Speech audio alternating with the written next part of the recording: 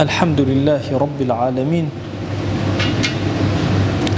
والصلاة والسلام على خير خلق الله محمد وعلى آله وأصحابه الكرام وتابعيهم بإحسان إلى يوم الدين.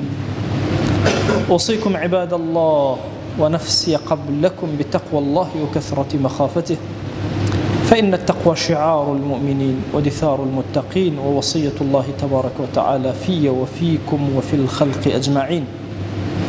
وشوي سكام صالين خلافة إسلامي نمننو عالمي إسلامي موجة موبي ورئستيو دروز بيو غلطو بلما فريبي أنه كانت وان ما أمتي إسلامي جارة ترزيني كرمي ودروس كرمي غلطك أستو فردي مانا أستو كومالقا ومجتمع كيمانا زياتر كان شايز أستو بزاوة إسلامك قردو جيهاينا بقردو التيارات وفكركاو إما جاگر كاتي زياتر أرونا هرمانا ما بانينك وما دروس كرميو يوچا چواك فرفر زرج درميوانا أن تربية إيماني چني تربية سياسي چني تربية فكري تكل ما كد إما إيمان دار بتربية إيماني دروس يبيمي پیغمبر خواه صلى الله عليه وسلم 13 سال تربية إيماني لما تريد 10 سال تربية إيماني دنيوي أصحاب پیغمبر صلى الله عليه وسلم دروس كرده أصحاب چانك قد سر الزميني برا عقل شأن جوربه وفكر شأن جوربه إي بشك عرستا كرونو إلتا براسي إنسان شني جخوي نزيق بوا هرمان فرق جوري إيمن حتى جخوي نزيق تري بيمه الزالتري بيمه سر دشمن كامل إما كاتي قرآني بيروزنا وان مه وسجد واقترب زانمك بس زليلي ما ورد مخواينه نزيكي بما وجه خوي بس سجده برديما نزيكي بما وجهنر خاصني كاتك اما كان نزيكي وجه خوي سجدان وسجدان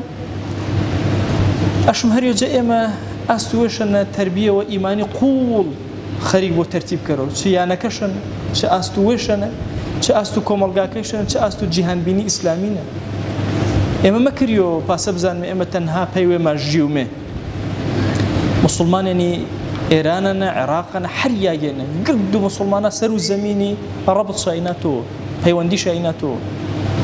تو كهواري وكري دعاء وانا هوار بي قردي كري اللهم اغفر للمؤمنين والمؤمنات وماشي حتى إيمان دارو سروا زميني ونشي برو بي أو بري آني كسجد برو هامتان شانيتو چي دعين آني كمردن آني زنن آني چد مايمي آني إسهن آني والتربيان أمتو بيغمري صلى الله عليه وسلم أمتي وان قرب يسبرين إما نوشيكا كشتين مجيكتير شادور وستين هوشي 6 سال انت ما شكل من بزاوة إسلامي كما جار بجا بيد ما يمياو حركة إصلاحية فردية كان ملا والله اجتماعيكم مراتيش ملا والله لا أنا كاتين ما يدماوا شك وعي أمته إسلامية أنا أستبرزن أشم وعي أمتي إسلامي فرب أستبرزن إما أشم هر يوجا إما غلطك بيزمي وأستو جهاني إسلامي أستو ويمانه علاجش كرمي شارع سرش كرمي قرياني وبيسج بقوريهن مكريو جهان وأهل السنة قورة جنبو تماشكر أقرياني وتن قوري وشانبا تشش سرمي أهل جهاني إسلامي باس السلامة قر كزوج بقورة زانو قر كزوج بخاسترين زانو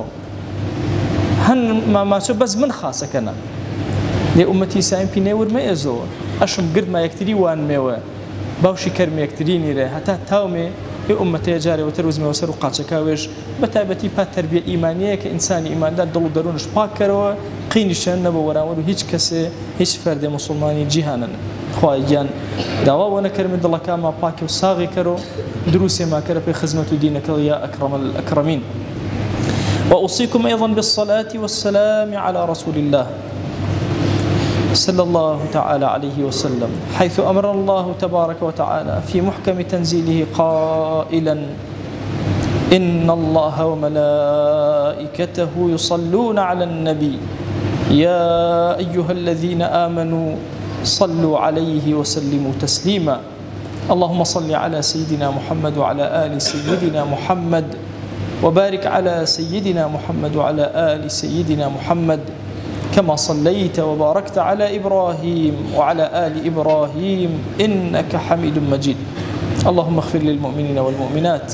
وللمسلمين والمسلمات ولمن أنشأ هذا المكان. اللهم أعز الإسلام والمسلمين وأهلك الكفرة والملحدين. اللهم انصر من نصر الدين واخذل يا رب من خذل الإسلام والمسلمين. اللهم آت نفوسنا تقواها فزكها أنت خير من زكاها، أنت وليها ومولاها. آمين آمين والحمد لله رب العالمين. أقم الصلاة يرحمك الله.